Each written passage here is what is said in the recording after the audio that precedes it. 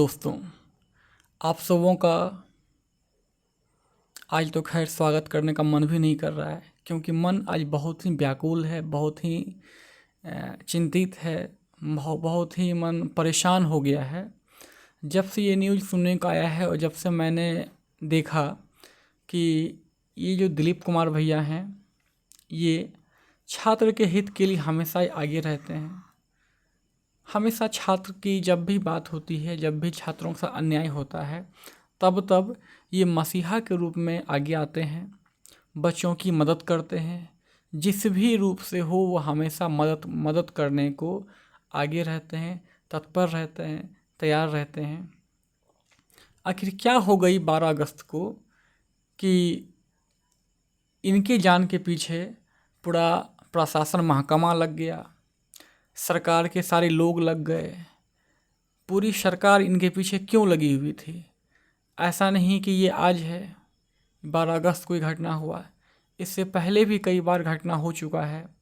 उसके अब देखेंगे या आप लोग देखे होंगे पहले से भी कि इनके जान का दुश्मन हर कोई बना हुआ है। क्या ये दिलीप कुमार, ये जो भैया हैं, ये जो दिलीप भैया हैं, क्या ये आतंकवादी है? क्या इसका कोई कनेक्शन पाकिस्तान से है? या इनका कोई गिरोह, कोई सुपारी किलिंग है, या कोई ऐसा सरगना चलाता हो? आखिर कौन है ये जिसके पीछे पूरा महकमा लगा हुआ है? और ऐसी कौन सी बात हो गई 12 अगस्त को जिसके चलते इनके जान के पीछे पूरा प्रशासन महकमा लगा हुआ था? मैं दिखाऊंगा, एक एक करके मैं प्रूफ दिखाऊंगा आखिर क्या हुई, क्या घटना यहाँ हुई थी। मेरे बहुत सारे दोस्त वहाँ मौजूद थे, उनसे जो मेरी बात हुई और प्रत्यक्ष रूप से जब दिलीप भैया से बात हुई, उनसे जो पता चला मैं यहाँ बताऊंगा। तो सबसे पहले आप जान ले कि ये जो दिलीप कुमार ये भैया हैं, ये बहुत ही आम घर से बिलोंग्स करते हैं। इनका कोई परिवार, कोई नाता रिश्ता कोई बड़े नेता से नहीं है, कोई बड़े लोगों से, बहुत पैसे वाले वर्ग से नहीं है। ये एकदम सामान्य परिवार से बिलोंग्स करने वाले व्यक्ति है, और इन्हें पता है कि बच्चों का दर्द क्या होता है, क्योंकि इन्होंने खुद मुसल्लरपुर हाइट में रह करके पढ़ाई की और इन्होंने देखा है बच्चों की क्या दर्द होती है, बच्चे कितने पीड़ा में रहते हैं वहाँ पे। और इतना पीड़ा में रहने के बावजूद जब बच्चा दिन रात एक करके पढ़ाई करता है, और जब एग्ज़ाम होता है तो उससे एक दिन पहले, 1 घंटा पहले पूरा पेपर लीक हो जाता है। पूरा पेपर लीक, पूरा बच्चों का एकदम किया धिया एकदम बेकार हो जाता है वहाँ पे। पैसे वालों की वर्चस्व यहाँ आगे रहती है। जो पैसा वाला होगा उसका सिलेक्शन होगा, जिसके पास पैसा नहीं है, आपके पास कितना भी टैलेंट क्यों ना हो, आप कितने भी मेहनत क्यों ना कर लें, आपका सिलेक्शन नहीं होगा, आपको पूछने वाला कोई नहीं है। तो उन सारी चीज़ों से ये बंदे खुद गुजरे हुए हैं, इन्हें खुद पता है आखिर क्या होता है, नहीं होता है। आज ऐसी क्या नौबत आ गई कि जो छात्र मसीहा, ये छात्र के मसीहा हैं, छात्र को लेकर के हमेशा तत्पर रहते हैं, ऐसा क्या हो गया कि इनके पीछे पूरा पूरा महकमा लग गया था? आइए सबसे पहले मैं दिखा दूं इन्होंने जो पोस्ट किया। पहले मैं आपको ये बतलाता हूँ। देखिए, इन्होंने अपने आगे पोस्ट किया था देर पहले। देखिए, ये है हमारा बिहार, और इनके पीछे कितने अच्छे से, चाहे राजनेता हो, चाहे पुलिस प्रशासन हो, कितने अच्छे से लगा हुआ। आप यहाँ से देखिए, जानिए। मेरे ब्रेन में अंदरूनी चोट आई है। आंदोलन के दौरान ऐसा लगता है कि पुलिस के द्वारा मेरी हत्या का प्रयास किया गया। देख लीजिए, ये हमारा बिहार पुलिस है, कितनी अच्छी हमारा बिहार पुलिस है ये। देखते चलिए। प्रयास किया गया। जब हम सड़क पर गिरे पड़े थे तो मेरे पेट पर और छाती पर लाठी से हुरा जा रहा था। आप लोग वीडियो में देखे होंगे किस प्रकार से इन पे प्रहार किया जा रहा था। देखते चलिए। ऐसा लगता है कि मेरे किडनी, लीवर और हार्ट को नुकसान पहुंचाने की कोशिश की गई थी। गिरफ्तार करने के बाद गाड़ी में बैठाते समय मेरे प्राइवेट पार्ट को दबाया जा रहा था, जिससे मैं गाड़ी में गिर गया। देखते चलिए, ये है हमारे बिहार पुलिस का नंगा करतूत। आगे देखिए, आगे क्या दिया हुआ है। गाड़ी में मुझे बीच में बैठाया गया। बेली रोड से सचिवालय थाना ले जाते समय पूरे रास्ते में मुझे बेरहमी से 2 पुलिस वाले एक साथ मुक्का और केहूनी से खूब ज़ोर ज़ोर से मार रहे थे। हम बार बार कह रहे थे कि मेरे कान के ट्यूमर का ऑपरेशन हुआ था, ब्रेन कान में नहीं मारिए। लेकिन दोनों पुलिस वाले मेरे कान, ब्रेन, गला, गाल, पीठ, पेट पर मारते रहे। थाना पहुंचने से पहले तक मारते रहे। आगे दिखाते हैं। जय हो बिहार पुलिस। आगे देखिए क्या लिखा हुआ है। सचिवालय थाना पहुंचने के बाद थाना के अंदर कोई मारपीट नहीं की गई। हॉस्पिटल में इलाज के लिए कल गए थे।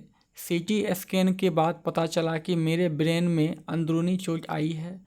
सुनने में मुझे दिक्कत हो रही है, पहले से कम सुनाई दे रहा है। इमरजेंसी में भर्ती होने कहा गया, लेकिन अभी मैं दवा ले रहा हूँ। 2 दिन में ठीक नहीं हुआ तो फिर न्यूरो डॉक्टर से दिखाना होगा और हो सकता है भर्ती भी होना पड़े। ठीक से खाना नहीं खा पा रहा हूँ। आखिर मैंने कौन सा अपराध किया जिसकी सज़ा मुझे दी गई? अब बताइए, ये जो दिलीप कुमार हैं, आखिर ये ऐसा कौन सा गुनाह कर दिए? ऐसी 12 तारीख को ऐसा कौन सा डिमांड कर दिए थे ये, जिसको लेकर के पूरी पुलिस महकमा लगी हुई थी? इनका सिंपल मांग था क्या कि भाई 1 कैंडिडेट 1 रिजल्ट पब्लिश हो। इतनी नॉर्मल सी बात है, बहुत बड़ी बात नहीं है ये। और क्या था, बेल्ट्रॉन जो पहले से बदनाम है, ये बेल्ट्रॉन ये जो कंपनी है जो कि पैसा लेन देन के लिए ही जानी जाती है। पैसा अगर है तो आपको नौकरी मिलेगी, पैसा नहीं है तो आपको नौकरी नहीं मिलेगी। सिंपल ये बेल्ट्रॉन का ये लोगो है ये, ठीक है। आखिर ऐसी क्या मजबूरी हो गई बीपीएससी को कि बेल्ट्रॉन को देना पड़ गया? जबकि TRE 3 में जो पहला एग्जाम हुआ था, धड़ल्ले से सेटिंग हुआ था। हजारीबाग की घटना किसी से छुपी हुई नहीं है। NIO ने तो खुल्लम खुल्ला एकदम दिया था, प्रमाण दिया था, लेकिन फिर भी बीपीएससी मानने को तैयार नहीं थे। तो जो ऑलरेडी बदनाम है, जिसका लोगो ही है कि पैसा दो नौकरी पाओ, उसे ऐसी क्या मजबूरी रही बीपीएससी को, इसको टेंडर देना पड़ गया? पहला रीज़न तो बच्चों का, दिलीप कुमार का बस यही डिमांड था, बच्चों का यही डिमांड था कि भाई बेल्ट्रॉन से संस्था को नहीं दिया जाए, क्योंकि इसकी विश्वसनीयता जो है, ये इसकी जो फेथ है, ये बच्चों को इन पे मतलब इस संस्था पे नहीं है। एक ये था, और यही था एक बच्चा का एक जगह रिजल्ट दिया जाए, बस इतना ही डिमांड था। या डोमिसाइल को लेकर भी था, लेकिन डोमिसाइल यहाँ पे मुद्दा कोई था ही नहीं। यहाँ पे खैर जब ऐसी कोई मुद्दा थी नहीं, ऐसा एकदम शांति प्रिय हर कोई गया था, तो आप लोग बीपीएससी का अध्यक्ष या बीपीएससी के जो भी कर्मचारी या कर्मी जो भी होंगे होते, वो सिंपली कहते हाँ ठीक है, आइए कोई एक व्यक्ति, कोई एक जो रिप्रेजेंटेटिव हैं इसके, आइए हमसे बात कीजिए, जो भी आपका मांग है मांग बतलाइए, कैसे क्या है नहीं है। ऐसी क्या मजबूरी रह गई कि बात नहीं करते हुए डायरेक्ट इन पे प्रहार किया गया, और बिहार पुलिस के द्वारा एकदम बहुत ही बुरी तरह से इनको पीटा गया। और आप लोगों ने खुद ही देखा कि इनके साथ किस तरह का बर्ताव हुआ, अपने मैसेज में देखा होगा, आपने भी देखा। तो अब ये बताइए, क्या ये दिलीप कुमार आतंकवादी है? क्या इसका कोई कनेक्शन पाकिस्तान से मिला हुआ है? अभी बहुत सारे बीजेपी नेता वाले होंगे, चाहे जेडीयू वाले होंगे, चाहे आरजेडी वाले होंगे, चाहे अन्य दल वाले होंगे, सभी का कहीं ना कहीं अब इनके प्रति वो लोग कहीं ना कहीं फिट कर रहे होंगे। अच्छा, इनको जो पैसा आ रहा है पटना में रहने का, खाने का, पीने का, हो सकता है ये पैसा पाकिस्तान से आ रहा हो, ISI का एजेंट हो कहीं, ये वहाँ से पैसा आ रहा हो, चाहे बांग्लादेश से पैसा आ रहा हो, चाहे अन्य ऐसे जो मतलब बेकार देश है, वहाँ से कहीं इनका फंडिंग हो रहा हो, इस कारण से ये पटना में रह पा रहे हैं। ये सब एजेंडा चलेगा, खास करके बीजेपी वालों का, जेडीयू वाले का, आरजेडी वालों का, चाहे अन्य दलों का। अब बताइए आखिर इसकी क्या गलती थी? सबसे बड़ी बात ये है, सबसे बड़ा यक्ष प्रश्न जो है यहाँ पे, आखिर दिलीप कुमार का कत्ल बिहार पुलिस क्यों करने जा रही, किसके कहने पे इसका कत्ल करने जा रही थी? ऐसी क्या मजबूरी थी? आखिर जो बिहार पुलिस, जो भी सिपाही थे, चाहे वो दरोगा थे, चाहे जिस भी रैंक के थे, वो जिन्होंने इनको पकड़ा, जिन्होंने इन्हें गाड़ी में डाला, वैन में डाला, बीच में इन्हें बैठाया, आखिर कौन पुलिस वाले थे जो इनको कोहनी से, हाथ से, थप्पड़ से इनके कान पे मार रहे थे, मुंह पे मार रहे थे, कोहनी से मार रहे थे और इनके प्राइवेट पार्ट को दबाया जा रहा था? कौन है? यही है नीतीश कुमार का प्रशासन, यही है इसका शासन।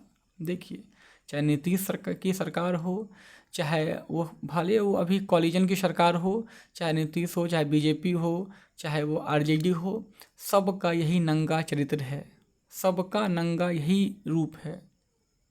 ठीक है, विद्यार्थी के हित में कोई नहीं है, ऐसा कोई सगा नहीं जिसे इन दोगलों नेता ने ठगा नहीं। तो बस मैं इतना ही कहूँगा। मन बहुत ही मतलब बेचैन है जब से ये सुने हैं, देखे हैं।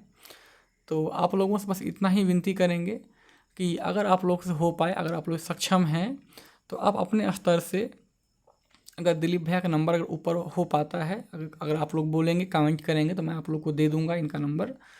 अगर जो भी कुछ बन पाता है, आप लोग थोड़ा सा इनका कोऑपरेट कीजिए। अभी थोड़ा सा आईसीयू में भर्ती हैं ये, मतलब सॉरी आईसीयू नहीं, मतलब हॉस्पिटल में भर्ती हैं ये। तो आप लोग अपने तरह से या अपने स्तर से प्रयास कीजिए। तो अभी के लिए बस इतना ही रखेंगे। आगे कुछ बहुत ज़्यादा बोलने का मन ही नहीं कर रहा है, बहुत ही मन बेचैन है, व्याकुल है। चलिए यहीं पे इस वीडियो को ख़त्म करते हैं। Thank you.